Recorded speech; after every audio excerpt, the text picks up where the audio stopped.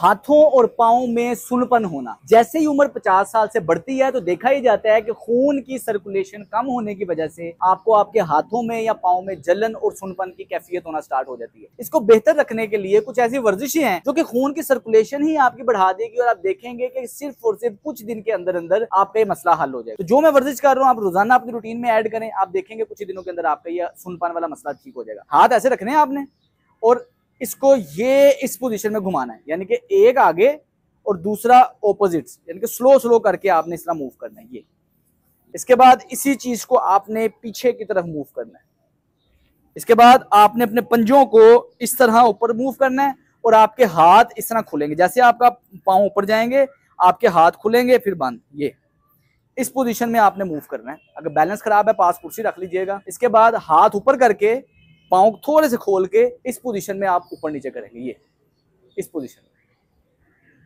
इसके बाद हाथ ऐसे साइड पे करके और आपने अब क्या करना है कि एक एक पाँव थोड़े से पाँव क्लोज कर लें, हाथ खुलेंगे बंद होंगे और एक एक पाँव ऐसे होगा। ये बिल्कुल आसान वर्जिश है, कोई जोर नहीं लग रहा, बिल्कुल बेहतरीन अंदाज से आप आसानी से कर लेंगे। करते वक्त बस दर्द नहीं होनी चाहिए। इसके बाद आपने क्या करना है, इस पोजीशन पे हाथ लेके ना सामने, इसको पीछे लेके जाना है और पंजे उठाने हैं। ये फिर समझे, ऐसे पंजे उठाने हैं ये।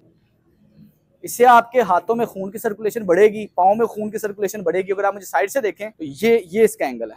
कंफर्टेबल पोजीशन पे रहना है। जूते आपने कंफर्टेबल पहने हो, घर में कर रहे हैं तो नंगे पाँव कर सकते हैं, लेकिन बाहर कर रहे हैं तो जूते आपने कंफर्टेबल पहने हो। इसी पोजीशन में यही वर्जिश, अब बाजू ऊपर जाएंगे, ये बिल्कुल आसान है, कोई मुश्किल नहीं है। अब ये सारी वर्जिशों का मकसद ये है कि खून की सर्कुलेशन आपके हाथों और पाँव में जाए और आपका सुनपन की कैफियत बेहतरी की तरफ आए, आपका ब्लड फ्लो बेहतरी की तरफ आए। कोशिश करें कि ज्यादा से ज्यादा वर्जिश करते वक्त नेजल ब्रीदिंग, मतलब नाक से सांस लेते रहे, क्योंकि जब भी हम नाक से सांस लेते हैं हमारी खून की नालियां नरम होती हैं और खून में ऑक्सीजन ज्यादा मिकदार में पहुंचती है। कोशिश करें कि रेड मीट को अपनी रूटीन का हिस्सा बनाए, यानी कि बड़ा छोटा गोश्त, चाहे कीमा खा लें, चाहे शोरबे में ले लें, चाहे यखनी पी लें। ये आपके रूटीन में होगा तो आपकी हड्डियों की सेहत भी बेहतर रहेगी, आपके खून की सेहत भी बेहतर रहेगी और जिस्म के अंदर आयरन डेफिशिएंसी, एनीमिया नहीं होगा, ऑक्सीजन की कमी नहीं होगी। ये सारी वर्जिशें, हर वर्जिश को 30 सेकंड से लेकर 1 मिनट के लिए करना है, तो कुल मिला के आपको 5 मिनट भी नहीं लगेंगे ये सारी वर्जिशों में। कुछ दिन करने से आप देखेंगे कि आपके सुनपन की कैफियत, ये सारे मसले बेहतरी की तरफ आ जाएंगे सामने। और अगर आपकी उम्र 50 साल से ज्यादा है और आपको सुनपन नहीं है,